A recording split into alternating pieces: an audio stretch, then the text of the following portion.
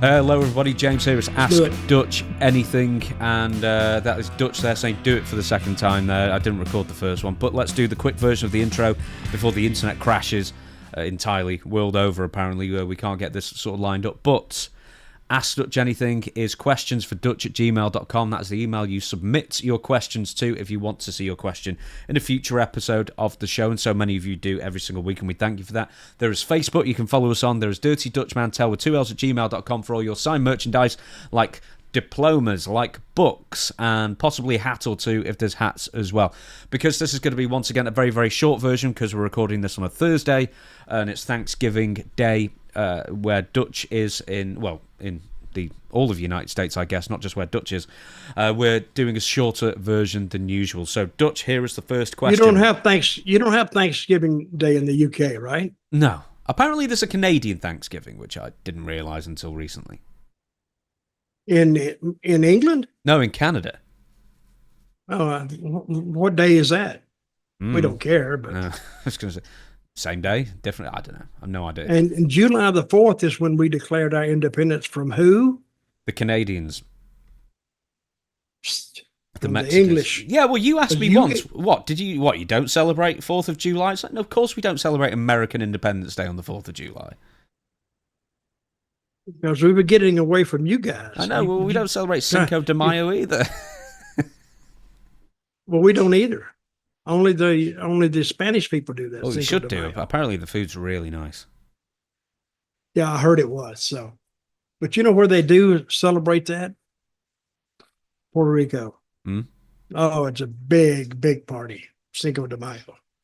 And I didn't even know what it was. Somebody had to tell me. But continue onward. Let's talk some wrestling. Okay, then. The first question. I think that you said there were a couple of questions in this that you didn't know the answer to. I suspect this might be one of them. Joe from Boston says, Jim Cornette's YouTube channel from a few years back, he said, Ray Washington Traylor Jr., a.k.a. Big Bubble Rogers, he's written, a.k.a. the Big Boss Man, a.k.a. the Guardian Angel, etc., left the WWF for WCW in 1993 because Vincent McMahon was caught up in drugs and felt McMahon being caught up in drugs would ruin the Big Boss Man gimmick. Anyway, would Dutch know anything about this? I would imagine a lot of people jumped ship from the WWF to WCW not wanting to get caught up in the McMahon drug scandal. Now, I asked this because Big Boss Man was in Smoky Mountain in 93, the same year you were. I don't even understand that question because he played like a police figure that he was going to bust. He was going to bust Vince. Wait a minute. No. So, and I don't think a lot of people jumped from WWF or whatever it was back in those days to WCW because of the drug scandal. No, they didn't do it. You know, why would they jump? Just quit a job because of something? If they're not charged with something, it's just it is what it is. So. And the question was, did I know about this stuff? Mm-hmm. Know about what stuff? Well, I guess Bossman. Sexual stuff? No. The steroid thing. Claiming that Big Boss Man left the WWF because of the steroid scandal. I can't imagine that. No. If you're getting paid. That never happened. Yeah. It's a job. I mean, you're going to quit because somebody else did something? I don't know. I mean, even the guys doing it, they would just wait to be suspended. They wouldn't quit the job, even if they were guilty of it. So I don't understand that question. I think whoever wrote that question was deep in some hallucinogenics or something, or coming up with something. Actually, who wrote that? Who was the guy that sent that in? Joe, listen, I think you need to put the pipe down. Put the glue down, put the drink down, and get a life. So I intend that in the kindest way possible. We should bring back glue sniffing. That's gone down the way for a while. I think maybe that's due for a comeback. The solvent abuse. I do miss that. Yeah. You know, going down the road and hitting the. Made for great conversation, though. Really. Well, you can tell each other what you saw. Next question. Robert, hi Dutch, born in 52 and a big fan of Stampede Wrestling during the 70s. To this day, one of the very best heels was Archie the Stomper Goldie, in my humble opinion. Better known to US fans as the Mongolian Stomper. Did you have any interactions or even matches with Archie?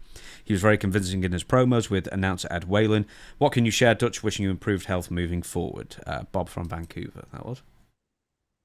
Well, Bob from Vancouver, I did know Archie.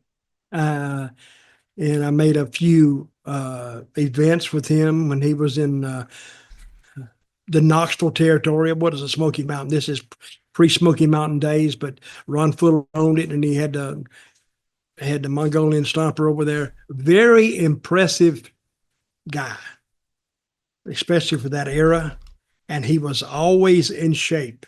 I mean, there was not an ounce of fat on him, and when I use this old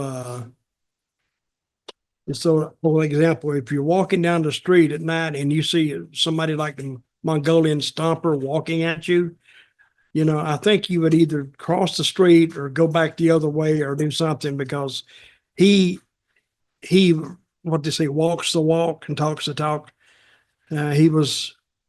People were legitimately scared of him because he was the type that didn't take any crap from anybody, or you would assume he didn't take any crap from anybody. And he was a very, very over character in the Knoxville territory. Of course, part of that is left down to the booker, which was, I've talked about him several times on this show, Ron Fuller, and they got him over. And he used to do squats. I think he would do like 200 or 300 squats in the dressing room before his match. Mm. So I would do like 10, 15. But he did but he would have a full workout before his match every night. So, and that's why he had no fat on him, because he burned it up. Do you remember him being in Smoky Mountain Wrestling briefly? Because I think he was feuding with Kevin Sullivan. I know that, and I've seen some video of him, being a crazy man behind the scenes, and he was in great shape. He was in his mid-50s then, as well. But what he did there, he actually went to work with one of the police departments there. He did Knox County, I think he got Tennessee. A job there. Yeah, correctional officer. He did that? Yeah, he was right on that? Yeah, he was a correctional officer, and he served as a deputy sheriff as well. Yeah. So, and they loved him there because, these all those guys who would come around the matches, and they would be security for the matches, and I think he became friends with one of them, and I think it got to the point where he needed to get out of wrestling because that was the time that you could see where it was going. So he got a job with the police department. Sheriff gave him a job, and I guess he stayed and retired there, which is good for him. Mm-hmm. You never wrestled him, though?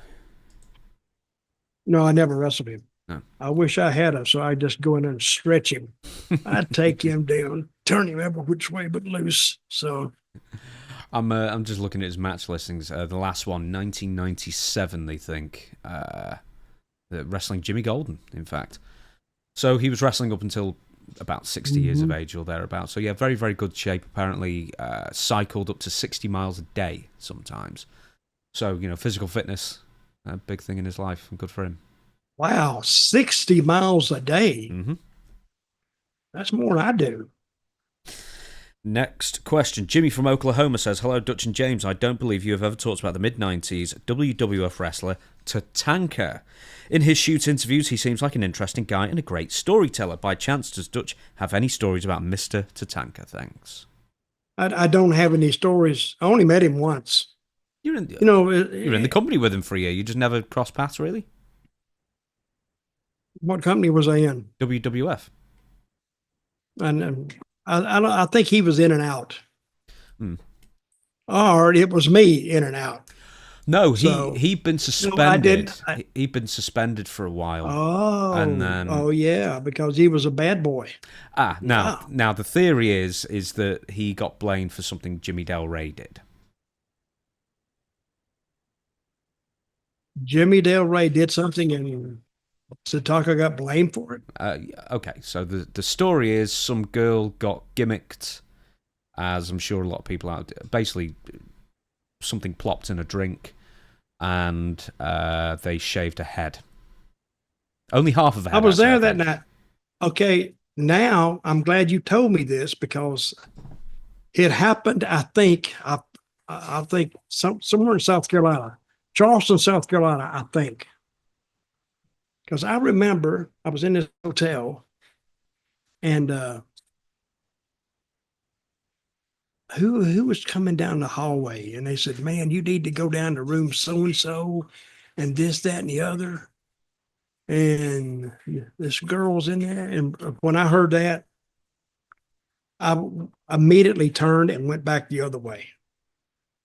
Because what they did, they took the girl and roofied her and got her all messed up and shaved her head. Now, I don't understand behavior like this. I don't.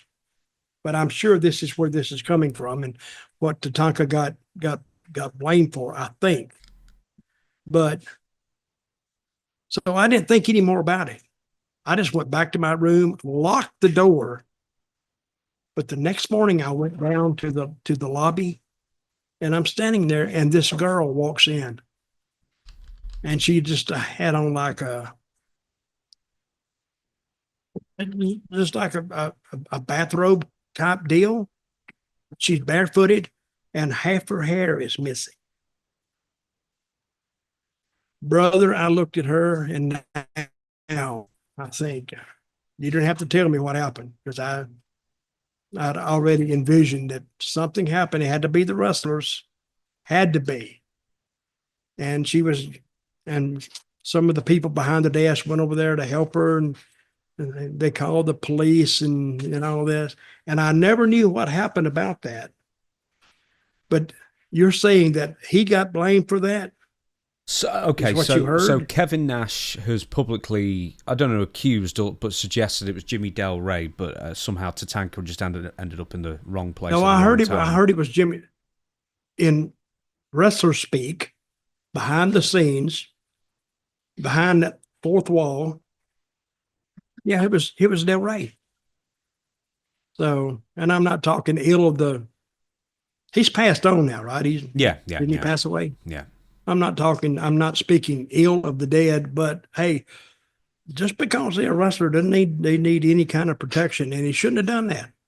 Now, if that had been, let's put it on a personal level. If that had been my daughter or my sister or my aunt or or a friend, see, things only matter to you if you put them in a personal perspective. And if that had happened, I'd have went looking for Mr. Del Rey.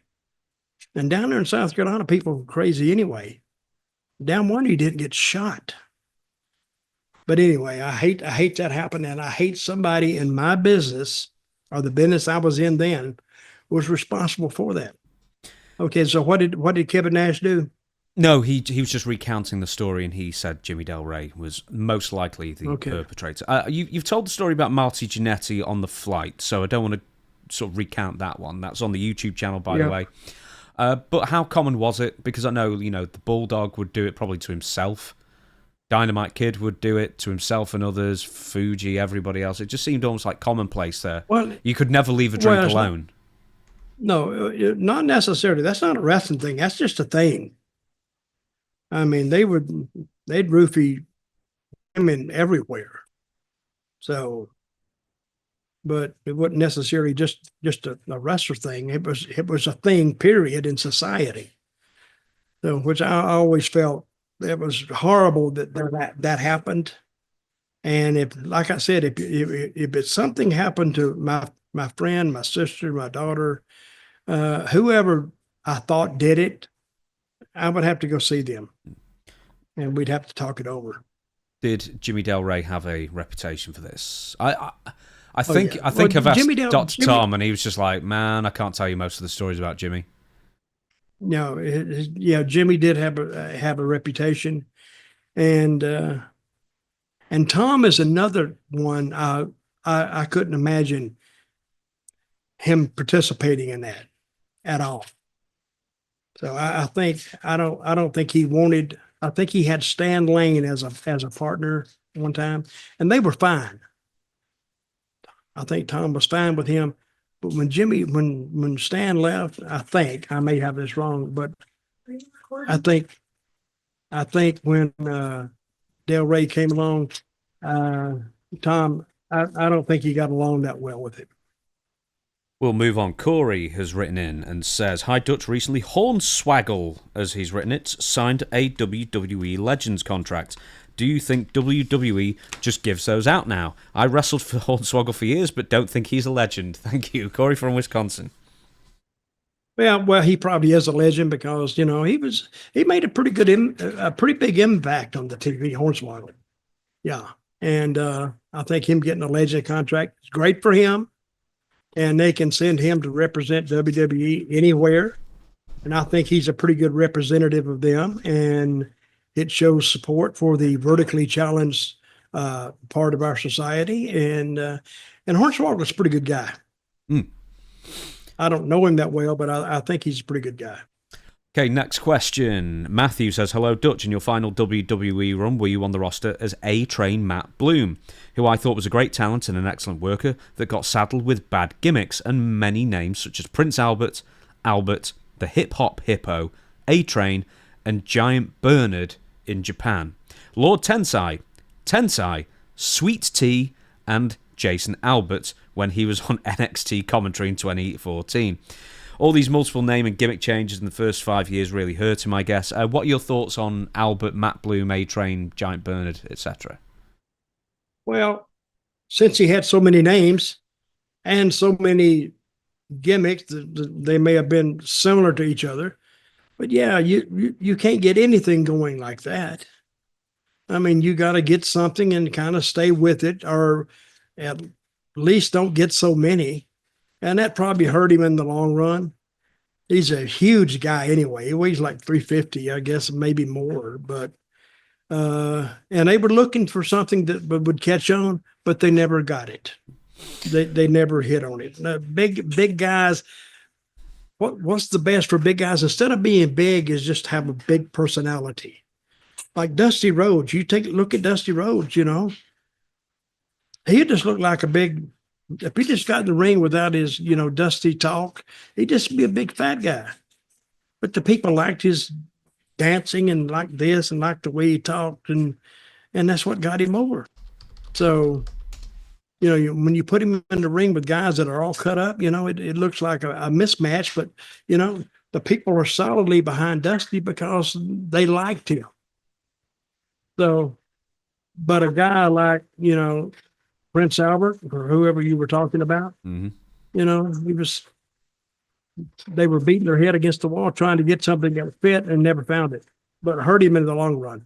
I like it. So when you entered WWE or re-entered WWE, it says on Wikipedia, January 28th, 2013, episode of Raw, Tensai, this is Matt Bloom, Albert, was tricked into wearing lingerie while participating in a dance-off with Brodus Clay. I mean, already by 2013, yeah. Yeah, I remember that. The Bloom was off the rose, Dutch. No kidding. I mean, I think he sits back and says, what are they going to have me do this week? See, that'd get you heat. That's not even really entertaining that much. So, but there's nowhere to grow from that. Where do you go from what? Wearing lingerie? Where do you go from there? I don't know. There you go. He retired a year afterwards, so maybe he went to NXT is where he went. I always find, like, with some of the trainers, they're never quite who you would think they would be. Shawn Michaels, yes, because I mean, who better to learn from Shawn Michaels? But then there was like Fit Finlay, another great one. Yeah, but there's some people who have really long tenures as trainers that sometimes you wouldn't expect, like Matt Bloom maybe, or Bill DeMott, or someone like that who you might not presume would make the greatest trainer, but actually turns out to be pretty good. We mentioned Dr. Tom, but we both know how good Dr. Tom is, and he was a trainer for many, many years. Al Snow as well, people like that. Who's the best wrestling trainer out there, do you think? Well, give me somebody. Al Um, Snow. well, he's one. Yeah, he's a good wrestling trainer. Great. Tom too. But Will what Dusty see? Dusty, he was trying to teach them personality. And the thing is, you can teach wrestling. You can't teach personality. They either have it or they don't have it. And you can try to give them something, but unless they know how to utilize that, like Dusty did, well, sometimes they go out there and just look silly. But a lot of good wrestling trainers out there. Fit Finley was a good one, and Shawn Michaels probably one of the best as far as he actually.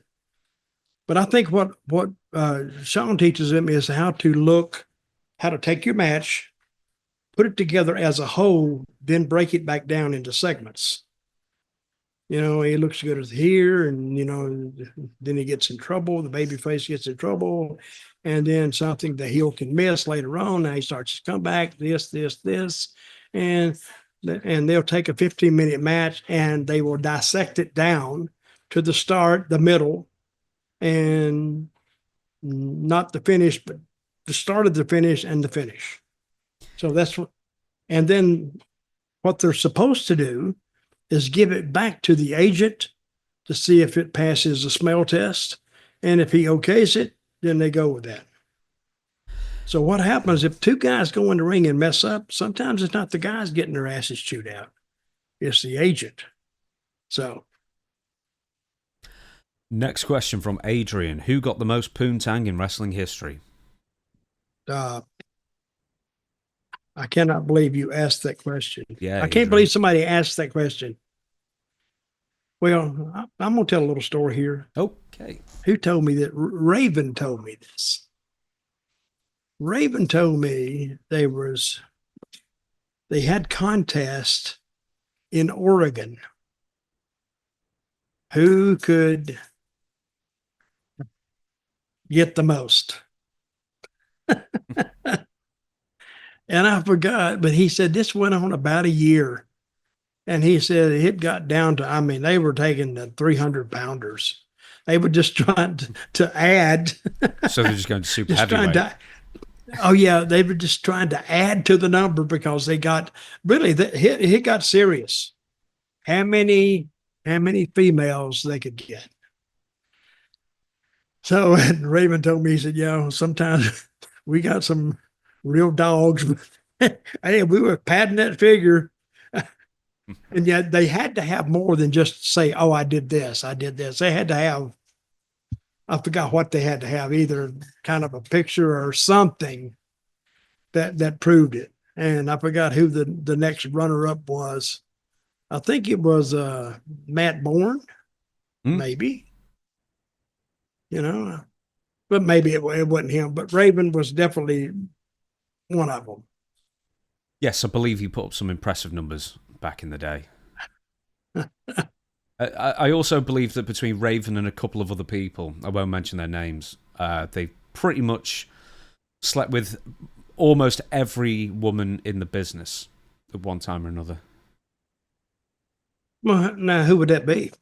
Oh, I don't want to ascribe names to anything else, but maybe I think CM Punk might have been one of the names. I might as well throw his name under the bus there. He did quite well. Yeah, but I don't see that. Well, he did well with the good looking ones. Yes. Yes. Okay. And I'll leave it there. Yeah. Yeah, and I think Raven was just going for the. What's the saying? 18 to 80, blind, cripple, crazy. If they can't walk, we'll drag him. I can't believe you said that. Is that the less picky? That is misogynist as hell. Yes. You like that word? Yeah. Okay. But any from the territory days? Memphis. Let's go for overage women if we're talking Memphis, for goodness sake. But Memphis, I'll say this: we got in town on Friday night, and everybody knew that the wrestlers were in a certain hotel. from about 11 o'clock at night to about maybe 3 to 4 o'clock the next morning. It was a steady drive around the motel. This is motel, not a hotel, a motel. They would drive around, and it was like loads of females, like 3 or 4 in a car. And yeah, sometimes you'd almost have to go and lock yourself into the room. So, I mean, not me. I didn't participate in this, but I saw it a lot. So, are we saying names of Memphis? They'll be quite proud, I'm sure. Well, no, I'm not gonna say names in Memphis, but Stan Lane. But come on, there's a name. He was single. Oh my God. He was like he really, if he wanted to, he could have had a new female every 30 minutes. Really. I mean, because what is wrestling? It's male burlesque. It's what it is. See? And where are you going to see half naked guys sweating in a ring and, and you're sitting out there and yeah. Because Memphis, this is why I think ECW didn't grow more, because they went on the violence instead of the sex appeal, because they had very few women who would come. You saying the Sandman is not an attractive man? Oh, handsome guy. Handsome guy. He's just swigging them down. So, but, that was their deal. That was their claim to fame, is violence and blood. Well, I hate to tell you this, but that doesn't appeal to a lot of females. But the half-naked guy does. So, but, Stan Lane, Steve Kern too, and a lot of these women were like researched and groomed, kinda. So, but what happens sometimes is some of those girls, they get younger and younger and younger. And that's where the problem starts. So, more ladies, man, we've got to say your Ricky Mortons and your Tommy Riches back in the day, and your Ric Flairs and such. I'm sure there are a lot. Ric Flair said he's had sex with how many women? 10,000. I can't really believe that. No. If nothing else, that just sounds exhausting. No. That would be exhausting. Now, what basketball player said he's had sex with 20,000? Wilt Chamberlain. I even know that one. And I don't believe that either. Really. I mean, how many times? How do you not doubling up on some people? I mean, you can't remember every face. That's just what I'm saying. He may have had sex 20,000 times with them, and that's still a damn extravagant number. But 20,000 women, I'd have to have photographs and signatures before I believed it. We'll finish on this question. Unless you don't have an answer, then we'll finish on the next question. Derek says, "Hi, gentlemen. I heard Sheriff Pusser," now this is Buford Pusser, I believe, was a wrestler before his law enforcement career. Did he wrestle during Dutch's career? Any wrestling info on Sheriff Buford Pusser? Thanks. No, he did not wrestle around when I was there. I think he was dead before that, but he was a wrestling sheriff, and he wrestled in Memphis. And, he was a pretty big guy too. So, and I think he would probably just wrestle after he got started. I think he would just wrestle shows that were close to wherever he was in Mississippi. But I never met the guy. And what was the name of the movie he was in? Walking Tall. Walking Tall. I would say Standing Tall. Walking Tall. So, but he was famous. He really was. Yep. 1974 he died. He was known when he was a wrestler in the 50s as Buford the Bull. So there you go. Right, we won't end on that one. We'll end on this one then. No, he wrestled in the 50s. Yeah, it says 1957 he moved to Chicago where he was a local wrestler. Well, hell, in the 50s, I was like 7 years old.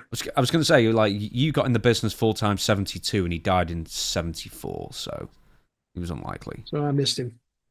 Yep. just by a couple of decades, and you never wrestled in Chicago. Yep. So there you go. Devon in Harrisburg, PA, will finish with this one. Hi, Dutch and James. First off, I hope all is well with you following the storms down there. If all else fails, at least you have your dingy apartment in Kentucky to fall back on.